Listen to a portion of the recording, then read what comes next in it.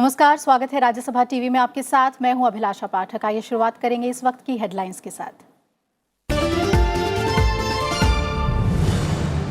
प्रधानमंत्री नरेंद्र मोदी की तेलंगाना, आंध्र प्रदेश और महाराष्ट्र में चुनावी रैली। आंध्र प्रदेश में चंद्रबाबू नायडू सरकार पर साधा निशाना। महाराष्ट्र में हिंदू आतंकवाद के मुद्दे पर कांग्रेस को घेरा।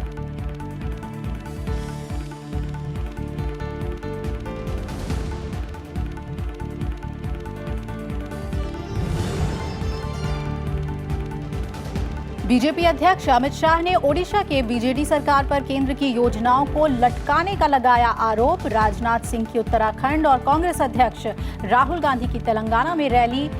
वायनाड से तुषार वेल्लापल्ली होंगे एनडीए उम्मीदवार।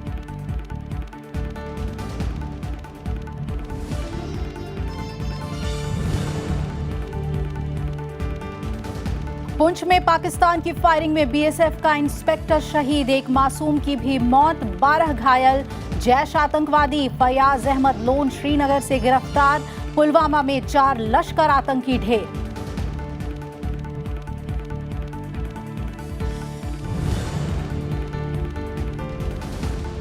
मार्च में रिकॉर्ड 1,06,000 करोड़ रुपए रहा जीएसटी कलेक्शन।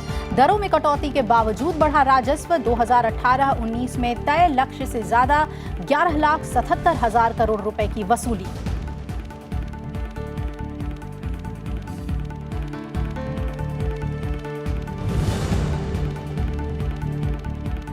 और मिशन शक्ति के बाद अब इसरो की अंतरिक्ष में एक और सफल उड़ान। 3 अलग अलग कक्षाओं में स्थापित किए एमीसैट समेत 29 उपग्रह। सुरक्षा से जुड़ी जानकारियां जुटाने में मदद करेगा एमीसैट उपग्रह। उपराष्ट्रपति और प्रधानमंत्री ने वैज्ञानिकों को दी बधाई।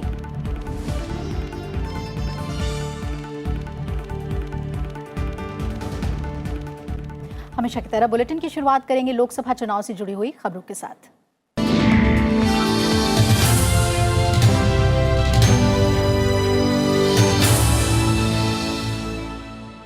लोकसभा चुनाव के लिए प्रचार में तेजी आ रही है। सभी राजनीतिक दलों के बड़े नेता देश भर में चुनावी सभाएं कर रहे हैं। प्रधानमंत्री नरेंद्र मोदी ने आज महाराष्ट्र, आंध्र प्रदेश और तेलंगाना में बीजेपी के लिए रैली की। बीजेपी अध्यक्ष अमित शाह ने ओडिशा में पार्टी के लिए चुनाव प्रचार किया।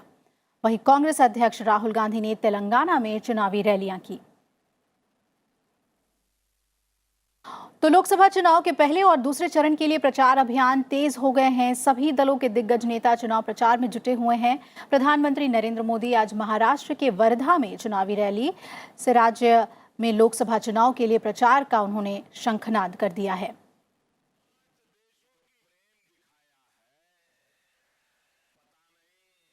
इस मौके पर उनके निशाने पर कांग्रेस एनसीपी गठबंधन रहा। उन्होंने कहा कि कांग्रेस और एनसीपी ने सिंचाई परियोजनाओं के नाम पर यहां के किसानों को लूटा है।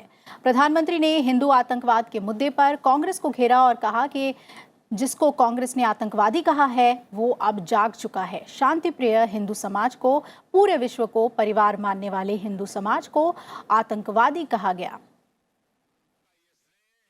देशवासियों का सबसे पहले मैं आभार। इसके बाद प्रधानमंत्री ने आंध्र प्रदेश के राजमुंद्री में भी जनसभा को संबोधित किया। उन्होंने कहा कि केंद्र सरकार ने सामान्य वर्ग के गरीबों को 10% आरक्षण दिया।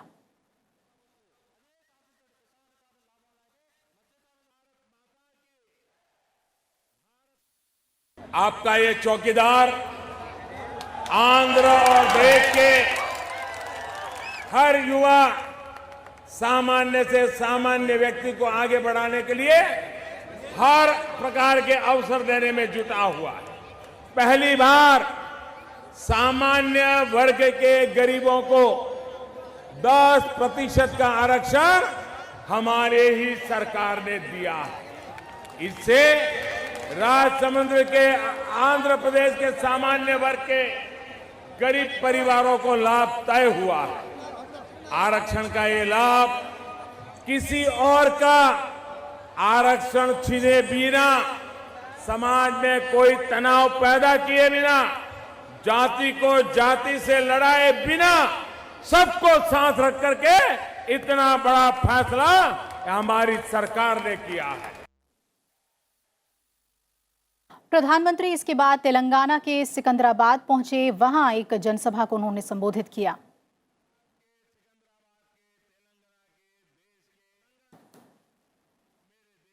वहीं बीजेपी अध्यक्ष अमित शाह ने आज ओडिशा में कई रैलियों को संबोधित किया। गजपति जिले के पारलाखेमुंडी में जनसभा में उन्होंने ओडिशा की बीजेडी सरकार में भ्रष्टाचार में डूबे होने का आरोप लगाया। अमित शाह ने कहा कि नवीन पटनायक 19 साल से राज्य में शासन कर रहे हैं, मगर ओडिशा में रोजगार, बिजली, पानी और गांवों में सड़कें नहीं हैं। उन्होंने आरोप लगाया कि केंद्र की मोदी सरकार ने करीब 5.5 लाख करोड़ रुपए ओडिशा के विकास के लिए भेजे, लेकिन ये गांव तक पहुंचे ही नहीं। बीजेपी अध्यक्ष ने यह भी कहा कि ओडिशा के लोगों ने कांग्रेस और बीजू जनता दल को लंबे समय तक शासन करने का मौका दिया, लेकिन इन पार्टियों ने सिर्फ निराश किया है। इसलिए इस बार बीजेपी को अवसर दें और पार्टी 5 साल में ओडिशा को देश का एक नंबर 1 राज्य बनाकर दिखाएगी।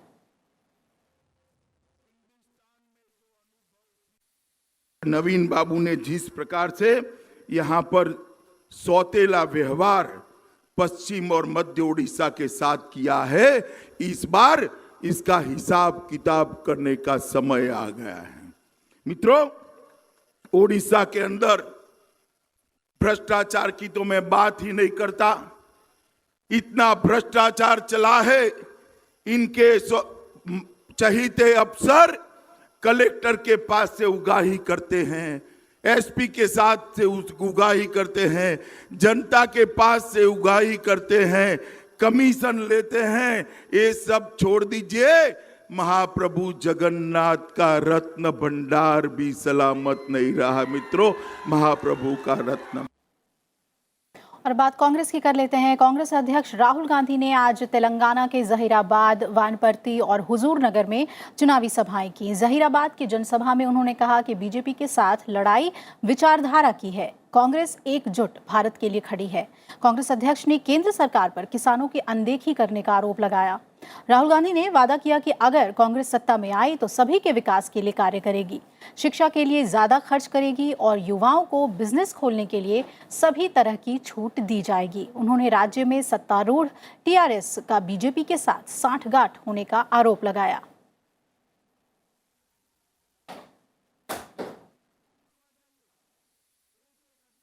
छह प्रतिशत जीडीपी का 6% पैसा हम शिक्षा में लगा देंगे। नए कॉलेजेस, नई यूनिवर्सिटीज, नए इंस्टीट्यूशंस आपके लिए बनाएंगे। आपसे स्कॉलरशिप छीनी गई, वो स्कॉलरशिप आपको वापस देंगे। सरकारी अस्पताल बनाएंगे, नए अस्पताल कि आप कम से कम पैसे में अपने बच्चों का, अपने माता पिताओं का इलाज करा पाए। नफरत मिटाने का काम करेंगे, देश को जोड़ने का काम करेंगे। और उधर बीजेपी नेता और केंद्रीय गृह मंत्री राजनाथ सिंह ने आज उत्तराखंड के पिथौरागढ़ और हरिद्वार में चुनावी रैली को संबोधित किया। उन्होंने कहा कि देश की सुरक्षा के साथ कोई समझौता नहीं किया जाएगा। राजनाथ सिंह ने एयर स्ट्राइक मामले पर कांग्रेस को आड़े हाथों लिया और कहा कि पुलवामा हमले के बाद हमारी सेना ने पाकिस्तान को मुंहतोड़ जवाब दिया है। पाकिस्तान में घुसकर सर्जिकल स्ट्राइक की और आतंकियों को मार गिराया, लेकिन कुछ लोग इस पर सवाल उठाकर सुरक्षा बलों का मनोबल तोड़ने का काम कर रहे हैं। राजनाथ सिंह ने कहा कि केंद्र में मोदी सरकार आने के बाद पर्वतीय राज्य उत्तराखंड का तेजी से विकास हुआ है।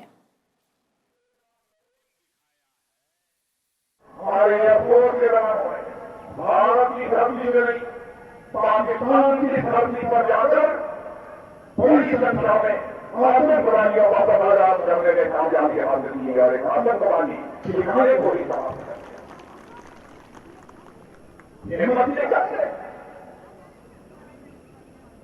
पाकिस्तान परेशान रहा, पाकिस्तान तो परेशान रहे, ये बात समझ में आती है। लेकिन हमारे भारत में रहने वाले कुछ राजनीतिक पार्टी भी परेशान है, वो भी परेशान। क्या कर और ये कहते हैं कि ये बताओ कि आपके एयरफोर्स के जवानों ने कितने लोगों को मारा। भारतीय जनता पार्टी ने लोकसभा चुनाव के उम्मीदवारों की 14वीं लिस्ट जारी की है। 14वीं लिस्ट में सिर्फ 3 लोकसभा सीटों के लिए उम्मीदवारों के नाम घोषित किए गए हैं और तीनों सीटें ओडिशा की हैं। पार्टी ने मयूरभंज लोकसभा सीट से विश्वेश्वर टुडू को टिकट दिया है, जबकि भद्रक लोकसभा सीट से अभिमन्यु सेठी को उतारा गया है। जाजपुर लोकसभा सीट से अमिया मलिक को टिकट दिया गया है और इसके अलावा बीजेपी ने ओडिशा विधानसभा के लिए 11 उम्मीदवारों की लिस्ट भी जारी कर दी है। भारतीय जनता पार्टी ने केरल के वायनाड सीट से अपने उम्मीदवार का ऐलान कर दिया है। अमित शाह ने ट्वीट किया कि एनडीए की ओर से भारत धर्म जनसेना के प्रमुख तुषार वेल्लापल्ली वायनाड से उम्मीदवार होंगे। कांग्रेस ने ऐलान किया था कि राहुल गांधी अमेठी के अलावा केरल की वायनाड सीट से भी चुनाव लड़ेंगे। इसके बाद से ही ये सीट चर्चा का विषय बन गई।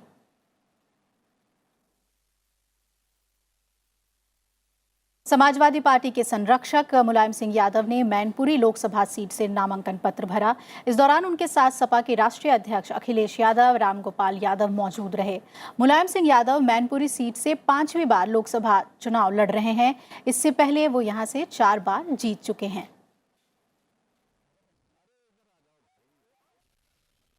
वहीं केरल के तिरुवनंतपुरम सीट के लिए कांग्रेस नेता शशि थरूर ने अपना नामांकन दाखिल कर दिया है।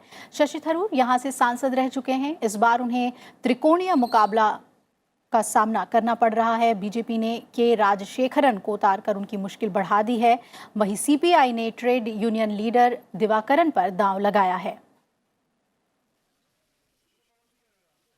आगामी लोकसभा चुनाव को लेकर बहुजन समाज पार्टी ने उम्मीदवारों की दूसरी सूची जारी की है। उत्तर प्रदेश में सपा और रालोद के साथ महागठबंधन में उतरी बसपा ने इस लिस्ट में उत्तर प्रदेश की 6 लोकसभा सीटों के लिए उम्मीदवारों का ऐलान किया है। बहुजन समाज पार्टी की इस लिस्ट में शाहजहांपुर, मिश्रिख, फर्रुखाबाद, अकबरपुर, जालौन और हमीरपुर से उम्मीदवार घोषित किए गए हैं। यह बहुजन समाज पार्टी की दूसरी लिस्ट है। इससे पहले 11 उम्मीदवारों की एक और लिस्ट जारी की थी।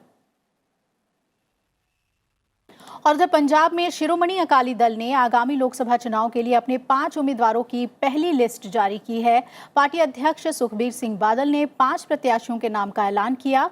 खदुर साबिर लोकसभा सीट से बीबी जागीर कौर, जालंधर से चरणजीत सिंह अटवाल, आनंदपुर साहिब से प्रेम सिंह चंदूमाजरा, पटियाला से सुरजीत सिंह रखड़ा और फतेहगढ़ साहिब से दरबारा सिंह गुरु को टिकट दिया गया है। पंजाब में कुल 13 लोकसभा सीटें हैं और राज्य में शिरोमणि अकाली दल और भारतीय जनता पार्टी के बीच गठबंधन है।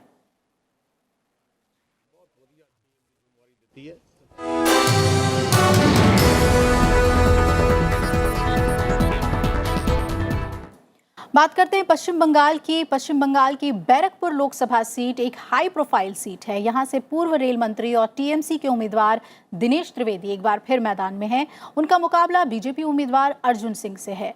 अर्जुन सिंह बैरकपुर लोकसभा सीट में आने वाली 7 विधानसभाओं में से एक से विधायक हैं। टीएमसी छोड़ बीजेपी आने वाले अर्जुन सिंह को बीजेपी ने यहां से मैदान में उतारा है। राज्यसभा टीवी के संवाददाता अखिलेश सुमन ने उनके चुनाव प्रचार अभियान का जायजा लिया।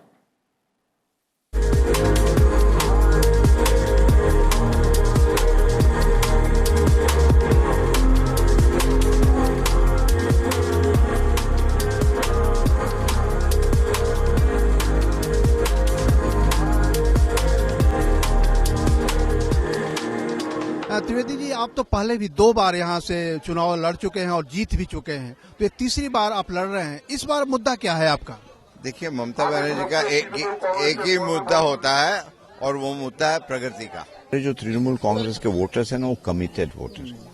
उनको कुछ फर्क नहीं पड़ता है, चाहे 5 खड़े हुए 10 खड़े हुए, कुछ फर्क नहीं पड़ता। कोई जगह पर थोड़ा बहुत सीपीएम का जोर है, कोई जगह पर बीजेपी का है, कोई जगह पर थोड़ा कांग्रेस का है। मतलब ये सब बढ़ गया है और हर जगह पर तृणमूल कांग्रेस। तृणमूल कांग्रेस के बैरकपुर के उम्मीदवार दिनेश त्रिवेदी के साथ चुनाव यात्रा में इतना ही।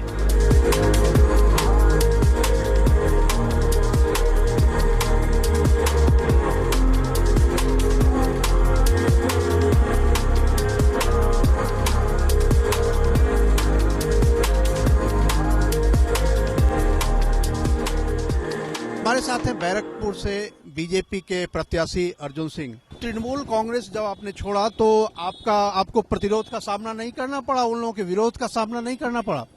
देखिए, तृणमूल कांग्रेस के साथ लोग नहीं रह गए हैं कि लोग प्रतिवाद करें।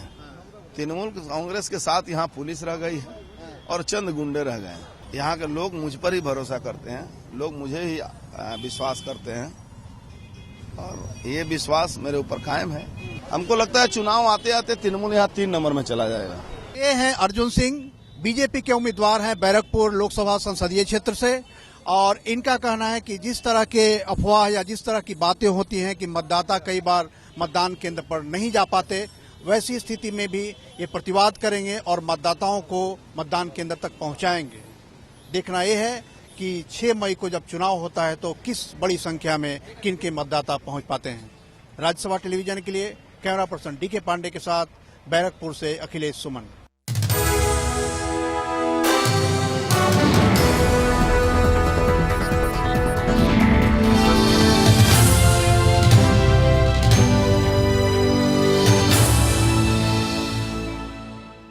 तो लोकसभा चुनाव के लिए प्रचार जोरों से चल रहा है, लेकिन इसके साथ ही आचार संहिता के उल्लंघन के मामले भी लगातार सामने आ रहे हैं। दिल्ली में आदर्श आचार संहिता के मामले में लगभग 97 एफआईआर दर्ज की गई हैं, जिनमें से 10 भारतीय जनता पार्टी के खिलाफ, 10 आम आदमी पार्टी के खिलाफ, 2 कांग्रेस, 1 बहुजन समाज पार्टी और 74 गैर राजनीतिक लोग और संस्थानों के खिलाफ दर्ज की गई हैं। दिल्ली के मुख्य निर्वाचन अधिकारी डॉक्टर रणवीर सिंह के मुताबिक अब तक राजधानी में 2,44,609 बैनर, पोस्टर्स, होर्डिंग्स हटाए जा चुके हैं। इसके अलावा 51,97,000 के कैश बरामद किए गए हैं। आयोग ने इसके अलावा दिल्ली में 298 अवैध हथियार भी जब्त किए हैं। गौरतलब है कि राजधानी दिल्ली में लोकसभा चुनाव के लिए मतदान 12 मई को होना है और उससे पहले ये कार्रवाई देखने को मिली है।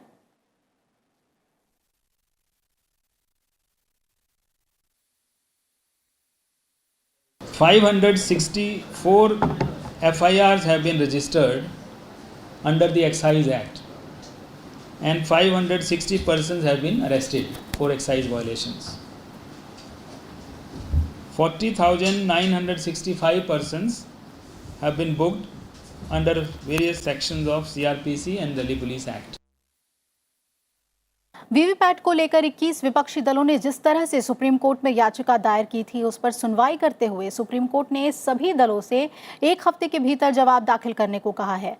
दरअसल इन सभी दलों ने सुप्रीम कोर्ट में याचिका दायर करके कहा था कि 50% ईवीएम के नतीजों को वीवीपैट से मिलाया जाए। विपक्षी दलों के इस मांग का चुनाव आयोग ने सुप्रीम कोर्ट में विरोध किया था, जिसके बाद सुप्रीम कोर्ट ने सभी दलों को 1 हफ्ते के भीतर इसका जवाब दायर करने को कहा है। इस मामले की अगली सुनवाई अब 8 अप्रैल को होगी। इधर फेसबुक ने भारत में आम चुनाव से पहले बड़ा कदम उठाया है। लोकसभा चुनाव से पहले सोशल मीडिया प्लेटफॉर्म फेसबुक ने एक बड़ी कार्रवाई करते हुए कांग्रेस पार्टी से संबंध रखने वाले 687 पेज और लिंक वेबसाइट से हटा दिया है। फेसबुक के अनुसार कांग्रेस पार्टी के इन पेज पर समन्वित अप्रमाणित व्यवहार यानी कि झूठी खबरों के कारण बंद किया गया है। फेसबुक ने एक बयान में कहा कि इसकी जांच में पाया गया कि यूजर्स ने नकली अकाउंट का इस्तेमाल किया और अपने कंटेंट का प्रसार करने और एंगेजमेंट बढ़ाने के लिए विभिन्न ग्रुप में वो शामिल हुए। फेसबुक ने कहा कि वो लगातार ऐसे लोगों को पहचानने की कोशिश कर रहा है, क्योंकि वो नहीं चाहते हैं कि उनका प्लेटफॉर्म लोगों पर प्रभाव डालने के लिए इस्तेमाल हो। और ये भी बात कही गई है फेसबुक की ओर से कि हम इन पेज को उनके व्यवहार के आधार पर हटा रहे हैं। इसरो ने आज अंतरिक्ष में एक और सफल उड़ान भरी और भारत के एमीसैट उपग्रह के साथ विदेशी ग्राहकों के 28 नैनो उपग्रह लेकर गए PSLV C-45 का सतीश धवन अंतरिक्ष केंद्र से सफल प्रक्षेपण किया गया। अंतरिक्ष में एक और सफल उड़ान के साथ ही भारतीय अंतरिक्ष अनुसंधान यानी इसरो ने एक बार फिर इतिहास रच दिया है। सोमवार को PSLV QL रॉकेट को सुबह 9:27 पर श्रीहरिकोटा के सतीश धवन अंतरिक्ष केंद्र से प्रक्षेपित किया गया। इसने 17 मिनट की उड़ान के बाद 749 किलोमीटर दूर अंतरिक्ष स्थित कक्षा में भारत के एमीसैट उपग्रह को स्थापित किया। वहीं 220 किलोग्राम के सभी 28 विदेशी उपग्रहों को करीब 504 किलोमीटर दूर स्थित कक्षा में स्थापित किया गया। एमीसैट के अलावा विदेशी उपग्रहों में 24 उपग्रह अमेरिका, 2 लिथुआनिया और एक स्विट्जरलैंड और स्पेन के हैं। Today, PSLV C-45 has successfully injected ISRO's made EMI-SAT in 748 kilometer orbit, as well as 28 customer satellites in 504 kilometer orbit. ये मिशन बेहद खास है क्योंकि इसरो का ये पहला ऐसा मिशन है जिसे 3 अलग-अलग कक्षाओं में सैटेलाइट को स्थापित किया गया। 4 स्टेज में सोलर पैनल स्थापित करने वाला भी ये पहला मिशन है। इस मिशन में जिन सैटेलाइट को लॉन्च किया गया उनमें सबसे महत्वपूर्ण है एमीसैट यानी इलेक्ट्रॉनिक इंटेलिजेंस सैटेलाइट। ये DRDO को डिफेंस रिसर्च में मदद करेगा। इसरो के चेयरमैन के सिवन ने 2019 में लॉन्च किए जाने वाले प्रमुख अभियानों की जानकारी भी दी। There are a lot of work for my team. Immediately by May middle, we are going to have PSLV C46 that is going to launch RSAT-2B, followed by PSLV C47.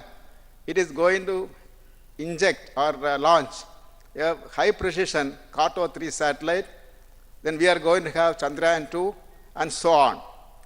Maybe by the end of this year, maybe another 30 missions, that is, which is combination of launch vehicle and spacecraft is going to be there. उपराष्ट्रपति M Venkaiah Naidu ने इसरो की सफलता पर वैज्ञानिकों को बधाई दी है। उन्होंने ट्वीट कर कहा कि विज्ञान और तकनीक के क्षेत्र में हाल की सफलताओं ने देश का आत्मविश्वास बढ़ाया है। प्रधानमंत्री नरेंद्र मोदी ने भी इस सफलता पर इसरो के वैज्ञानिकों को बधाई दी है। सफलतापूर्वक लॉन्च करके 5 देशों की 2 दर्जन से ज्यादा सैटेलाइट को अंतरिक्ष में स्थापित किया गया है। देशवासियों की तरफ से सबसे पहले अपने वैज्ञानिकों को बधाई देता हूं। इस मिशन के लिए 4 स्ट्रैप-ऑन मोटर से लैस PSLV QL संस्करण का उपयोग किया गया। 2008 में चंद्रयान में और 2013 में मंगल मिशन में PSLV का ही इस्तेमाल किया गया था। Bureau report, Rajya Sabha TV. वित्तीय वर्ष 2018-19 के आखिरी महीने यानी मार्च में GST संग्रह बढ़कर 1,06,000 करोड़ रुपए के रिकॉर्ड स्तर पर पहुंच गया। GST व्यवस्था लागू होने के बाद ये अब तक की सबसे अधिक वसूली है। इसमें GST संग्रह 20,353 करोड़ रुपए, राज्य GST 27,520 करोड़ रुपए और IGST 50,418 करोड़ रुपए हुआ है। वहीं उपकर 8,286 करोड़ रुपए रहा है। मार्च 2018 की तुलना में इसमें 15.6% की वृद्धि दर्ज की गई है। इससे पहले फरवरी महीने में 97,000 करोड़ रुपए से ज्यादा का GST संग्रह हुआ था।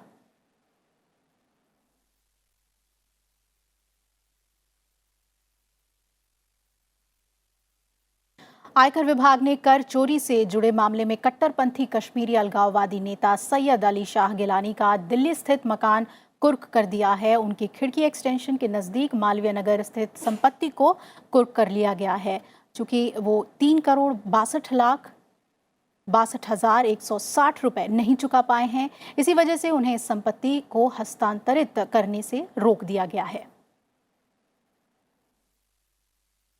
इस बुलेटिन में फिलहाल मेरे साथ इतना ही। जुड़े रहिए राज्यसभा टीवी के साथ। नमस्कार।